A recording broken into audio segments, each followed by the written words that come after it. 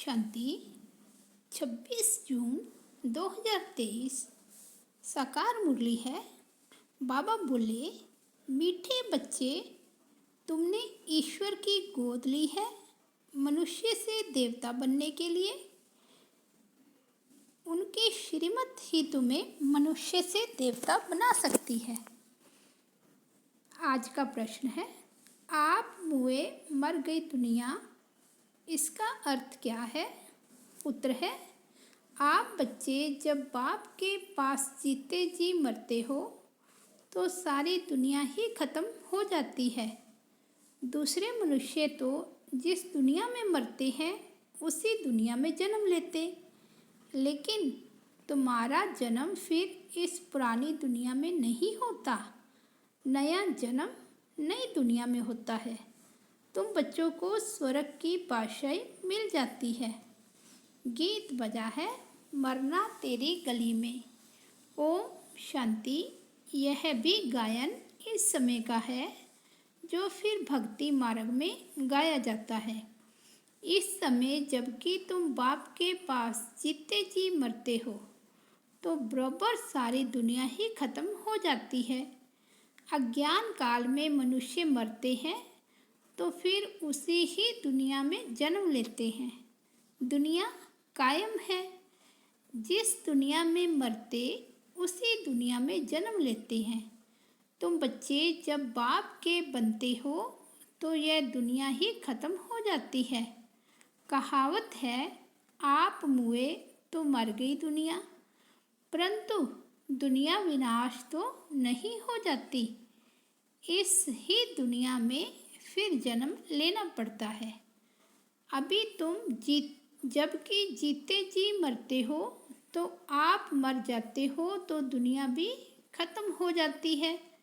तुम मरेंगे तो यह दुनिया ही खत्म हो जाएगी। तुम जानते हो हम फिर नई दुनिया में आएंगे। यह सिर्फ तुम ब्राह्मण ही जानते हो। ईश्वर का बच्चा होने से हमको सतयुग का बर्थ राइट मिलता है। स्वर्ग की बादशाही मिलती है। नरक खत्म हो जाता है। इसमें कोई मेहनत नहीं है, सिर्फ बाप को याद करना है। मनुष्य जब कोई मरने पर होते हैं तो उनको कहते हैं राम राम कहो। पिछाड़ी में उठाने समय कहते हैं राम नाम सत्य है। यह भगवान को ही कहते हैं राम नाम सत्य है। अर्थात परम पिता परमात्मा जो सत्य है उसका ही नाम लेना चाहिए। उसको राम कह देते हैं। माला भी राम राम कह सिमरते हैं। राम राम की धुनी ऐसे लगाते हैं जैसे बाजा बजाते हैं। तुम बच्चों को बाप समझाते हैं कि कोई आवाज़ नहीं करना है, सिर्फ बुद्धि से याद करना है। तुम जानते हो जीते जी ईश्वर की गोद में आने से यह दुख रूपी दुनिया खत्म हो जाती है। बाबा हम आपके गले का हार बन जाएंगे। गाया भी जाता है रुद्रमाला। तुम रुद्रमाला में पिरोने लिए इस रुद्र ज्ञान यज्ञ में बैठे हो। कल पहले मुआफिक दूसरा कोई सत्संग नहीं जहाँ ऐसे समझते हो कि हम ईश्वर बाप के गले में पिरोएंगे। बाप से तो जरूर वर्षा मिलेगा। बाप कौन कहते हैं? आत्मा। आत्मा में ही मन बुद्धि है ना। बुद्धि समझती है फिर कहती है। पहले संकल्प आता है फिर कर्म इंद्रियों से कहा जाता है। बराबर हम बाबा के बने हैं, बाबा के ही होकर रहेंगे। गॉड फादर कहते हैं ना। फिर पूछो तुम्हारे में गॉड फादर की नॉलेज है? तो कहेंगे गॉड तो सर्वव्यापी है। बोलो तुम्हारी आत्मा कहती है परम पिता परमात्मा तो पिता है, फिर सर्वव्यापी कैसे होगा? बच्चे में बाप आ गया क्या? बाप को सर्वव्यापी कहना बिल्कुल रॉन्ग है। लौकिक बाप के भी 5-7 बच्चे होंगे। क्या वह कहेंगे कि बाबा आप सर्वव्यापी हो, यह भी समझने की बात है। मुख से कहते हो परम पिता, फिर सर्वव्यापी कैसे कहते हो? पिता फिर मेरे में है, ये कैसे हो सकता? बच्चा फिर कहे मेरे में बाप का प्रवेश है, बच्चा थोड़े ही कहेगा मैं बाप हूँ। तुम आत्मा उनके बच्चे हो, फिर कहते हो पिता मेरे में भी है, बाप कैसे बच्चे में होगा? बहुत अच्छी रीति समझकर फिर समझाना है।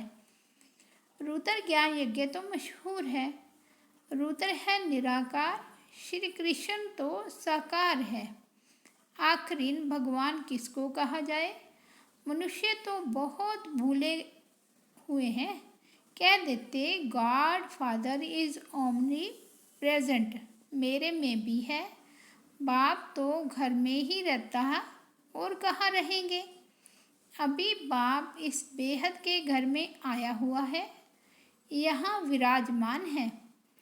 कहते हैं मैंने इसमें प्रवेश किया है, कुछ पूछना हो तो पूछो। आगे पितरों को बुलाने का बहुत रिवाज था। पितर तो आत्मा है ना, पितर को यानी आत्मा को खिलाया जाता है। कहेंगे आज हमारे दादा का पितर है, आज फलाने का पितर है, तो आत्मा को बुलाया जाता है, खिलाया जाता है। समझो किसका स्त्री से प्यार है, उसकी आत्मा को बुलाते हैं। कहते हैं हमने हीरे की फुल्ली पहनाने का वायदा किया था, ब्राह्मण को बुलाकर उसे हीरे की फुल्ली पहनाते हैं। बुलाया तो आत्मा को ना, शरीर थोड़े ही आया। ये रस्म भारत में ही है। जैसे तुम सूक्ष्म वतन में जाते हो, कोई मर गया तो उसका भोग लगाते हो, सूक्ष्म वतन में वह आत्मा आती है। यह है बिल्कुल नई नई बातें। जब तक कोई अच्छी रीति न समझे तब तक संशय उठता है। ये क्या करते हैं? ब्राह्मणों की रस्म रिवाज देखो कैसी है। इस समय सभी मनुष्य मात्र तमो प्रधान हैं। बाबा तो है ही पतित पावन, वे कभी तमो प्रधान नहीं होते। मनुष्य को पतित पावन नहीं कहेंगे। पतित पावन माना सारी दुनिया को पति से पावन बनाने वाला। वह तो एक बाप के सिवाय दूसरा कोई हो न सके। धर्म संस्थापक तो आते हैं अपना अपना धर्म स्थापन करने। क्रिश्चियन धर्म का सिजरा वहाँ है। पहले क्राइस्ट आया, फिर उनके पिछाड़ी भी आते रहेंगे, वृद्धि को पाते रहेंगे। वे कोई पतित को पावन नहीं बनाते, नंबरवार उनकी संख्या आती है। पतित पावन तो इस समय चाहिए जबकि सब कब्र दाखिल हो जाते हैं। सबको पावन बनाने वाला एक ही है, यह तो समझते हो बराबर। इस समय सारी दुनिया जड़जड़ीभूत है। बनेन ट्री का मिसाल देते हैं। बहुत बड़ा झाड़ होता है, उनके नीचे बहुत पार्टियां जाकर बैठती है। उसका फाउंडेशन सड़ा हुआ है, बाकी सब टाल टालियाँ खड़ी हैं। यह भी झाड़ है। देवी देवता धर्म का जो झाड़ है उसका फाउंडेशन उल्टा ऊपर है और जड़ एकदम कट गई है, बाकी सब हैं।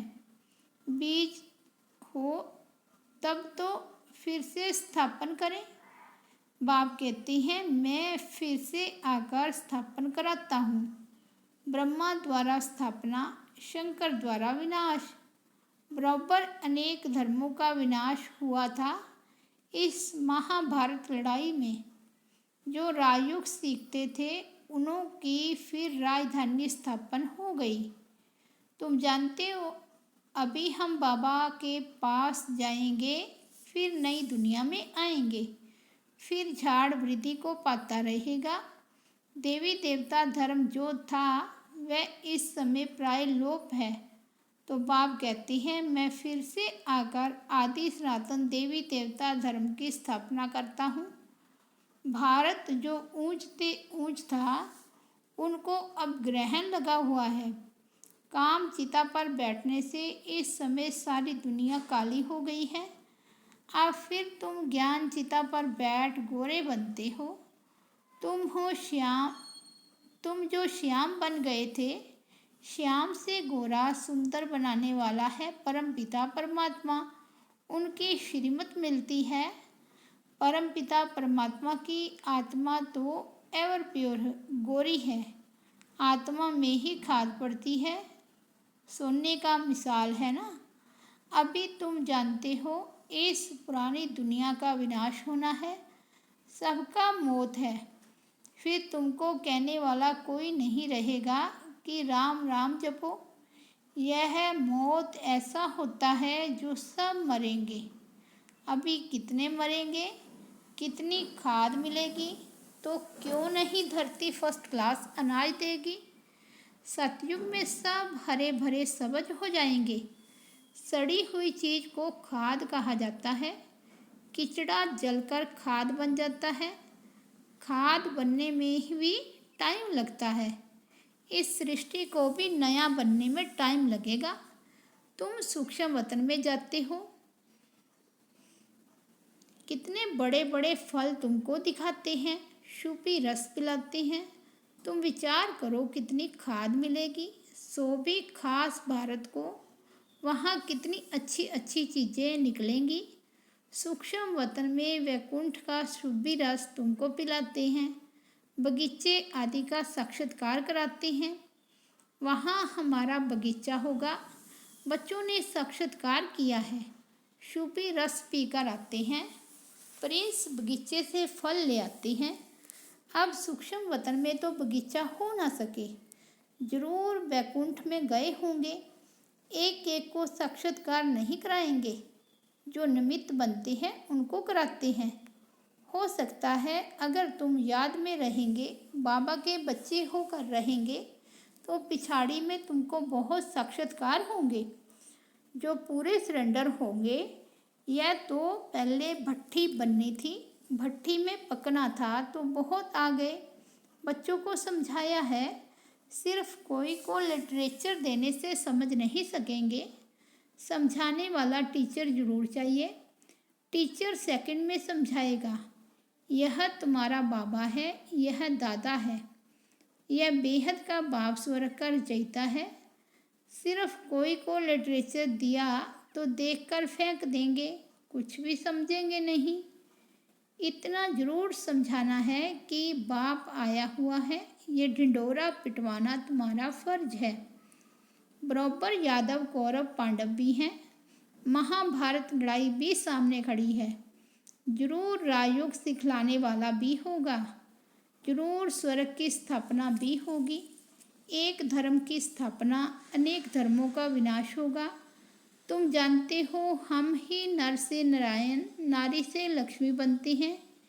यह है एम ऑब्जेक्ट। मनुष्य से देवता किए करतन लागी वार।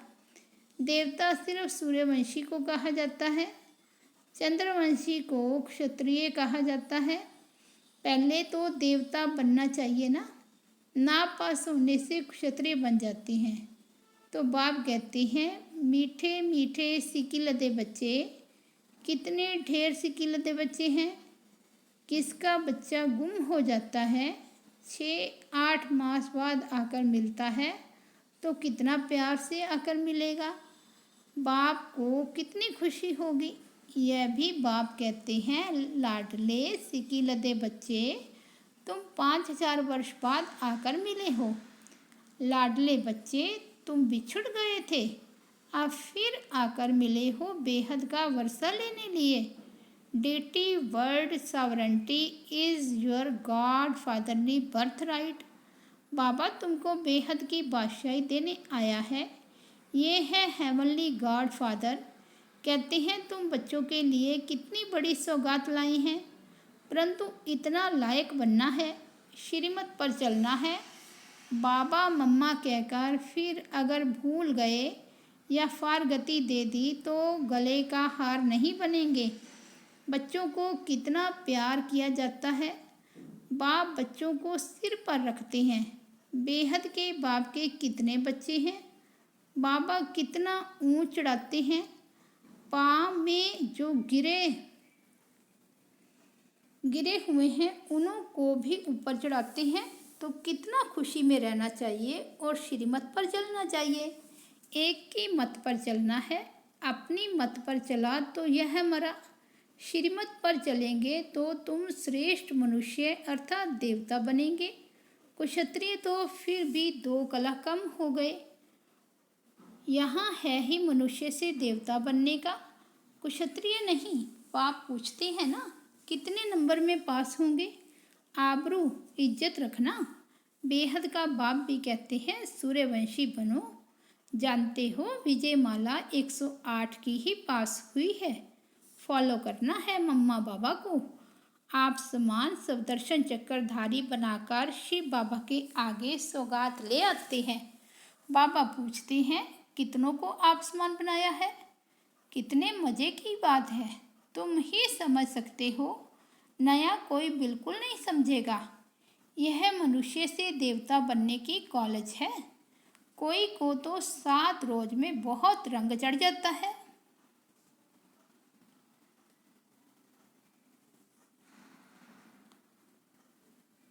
कोई को तो बिल्कुल नहीं चढ़ता। छीछी कपड़े पर बड़ा मुश्किल से रंग चढ़ता है। बहुत मेहनत करनी पड़ती है। पहली बात बच्चों को समझाई कि पहले सबको बोलो बेहद के बाप को तुम जानते हो। कहते हाँ मेरे में भी है, सर्वव्यापी है। अरे तुम्हारे में भी है, फिर तो पूछने की बात ही नहीं। कहते हो बाप है तो फिर बाप तेरे में अथवा मेरे में कैसे हो सकता। बाप है तो बाप से वर्षा जरूर मिलना चाहिए। पहले अलफ पर समझाओ। बाप कहते हैं हे मेरे सिक्की लदे बच्चे, ऐसे कोई सन्यासी व गुरु गोसाई नहीं कह सकते। तुम जानते हो बराबर हम शिव बाबा के सिक्की लदे बच्चे हैं। 5000 वर्ष बाद फिर आकर मिले हो स्वर्ग का वर्षा लेने। जानते हो हम स्वर्ग के मालिक थे, फिर हम ही मालिक बनते हैं। स्वर्ग में जरूर जाना है, सिर्फ पुरुषार्थ अनुसार ऊंच पद पाना है। अच्छा मीठे मीठे सिक्की लदे बच्चों प्रति माता पिता बाप दादा का याद प्यार और गुड मॉर्निंग। रूहानी बाप की रूहानी बच्चों को नमस्ते। हम रूहानी बच्चों की रूहानी बाप दादा को याद प्यार गुड मॉर्निंग और नमस्ते। धारणा के लिए मुख्य सार फर्स्ट पॉइंट है मम्मा बाबा को फॉलो कर सूर्यवंशी में आना है। अपनी मत पर नहीं चलना है। श्रीमत से ऊंच देव पद पाना है। सेकंड पॉइंट है हम बाबा के ही होकर रहेंगे, इसी निश्चय में रहना है। कभी किसी बात में संशय नहीं उठाना है। आज का वरदान है बाप के हर डायरेक्शन व कायदे से फ़ायदा लेने वाले मर्यादा पुरुषोत्तम भव। कहा जाता जितना कायदा उतना फ़ायदा। इसलिए अमृत वेले से जो भी कायदे बने हैं उनसे कभी किनारा नहीं करो। पढ़ाई, अमृत वेला, सेवा जो भी दिनचर्या बनी हुई है उसमें मन नहीं भी लगे तो भी दिनचर्या में कुछ मिस नहीं करो। जैसे भगत लोग नियम का पालन जरूर करते हैं, मंदिर में मन नहीं भी लगे तो भी जाएंगे जरूर। आप तो स्वयं लामिकर हो।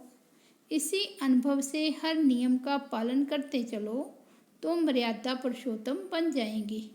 स्लोगन है जिनके पास संतुष्टता का विशेष गुण है उनके पास सर्वगुण स्वतः आते हैं। अच्छा, ओम शांति।